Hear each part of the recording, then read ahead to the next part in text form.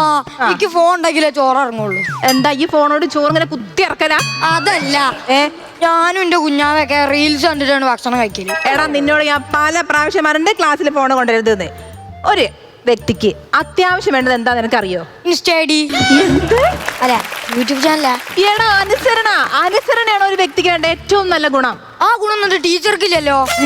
ഞാൻ എത്ര നേരമായി ഫോൺ തരി അറിയണേ, എന്നിട്ട് ടീച്ചർ അനുസരിച്ചില്ല. നിനക്ക് ഫോൺ വേണല്ലേ?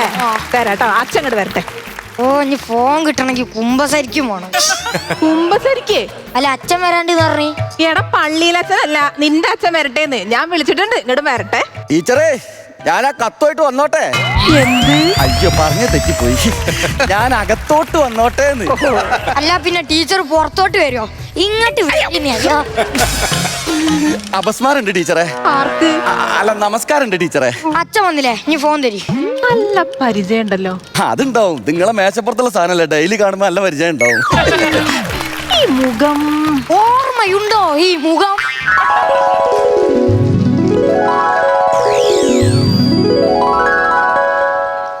Saraswati teacher, Rajan K P. Present teacher. അയ്യോ, എനിക്ക് വിശ്വസിക്കാൻ കഴിയില്ല, ഞാൻ സ്വപ്നം കാണാണോ?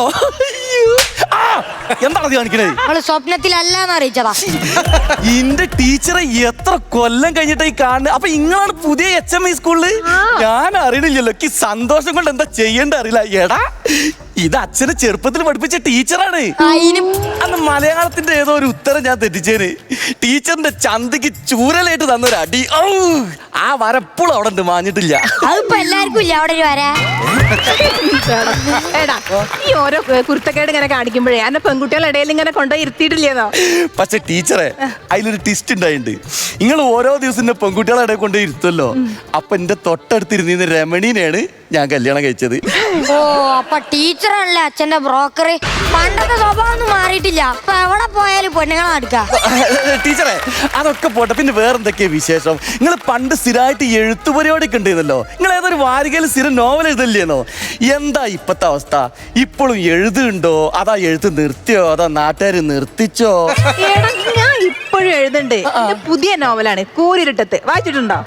ഊരിട്ടത്ത് എങ്ങനെ വായിക്കാനാ? അവിടെ വെളിച്ചം തന്നെ കഴിയണില്ല. പിന്നെ നോക്കിയാ ഇവന്റെ കാര്യം ഭയങ്കര കഷ്ടാട്ടോ.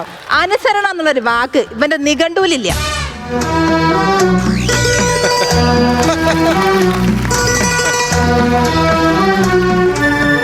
ടീച്ചറെ, അന്നു കിട്ടണോണ്ട് തട്ടിമുട്ടി പോണൊരു കുടുംബം എന്റേത്. അതിന്റെ ഇടയിൽ വില കൂടിയൊരു നിഘണ്ടൊന്നും വാങ്ങാനുള്ള കഴിവിക്കില്ല. ഒന്ന് രണ്ട് വാക്കേ കുറവുള്ളൂ. ഒന്ന് അഡ്ജസ്റ്റ് ചെയ്തൂടെ? ടീച്ചർ എന്നോട് ഇങ്ങോട്ട് വരാൻ പറഞ്ഞേ. ഇവനുണ്ടല്ലോ ഈ ഫോണും കൊണ്ടാണ് ക്ലാസ്സിക്ക് വന്നത്. ഏടാ, ഫോണും കൊണ്ട് ക്ലാസ്സിക്ക് വന്നോ? അച്ഛൻ തന്നെ ഒരു കാരണം. ഞാനോ? ആ, നിങ്ങളല്ല പറഞ്ഞേ വീട്ടിൽ നിന്ന് ഫോൺ നോക്കിയാ മുട്ടുകാലം അല്ലേ അടിക്കുന്നേ? അത് പറഞ്ഞു. അതുകൊണ്ട് തന്നെ ഞാൻ ക്ലാസ്സിക്ക് കൊണ്ടുവന്നേ. എന്റെ ലൈഫ് എന്ന് പറഞ്ഞപ്പോ വീട് സ്കൂള്, സ്കൂള് വീട്, വീട് സ്കൂള്. അതെ, അച്ഛനും മോനും കുളങ്കര കളിച്ചു കഴിഞ്ഞെങ്കിൽ ഞാനൊന്ന് പറഞ്ഞോട്ടെ. സോറി ടീച്ചർ, നിങ്ങൾ പറഞ്ഞോളി.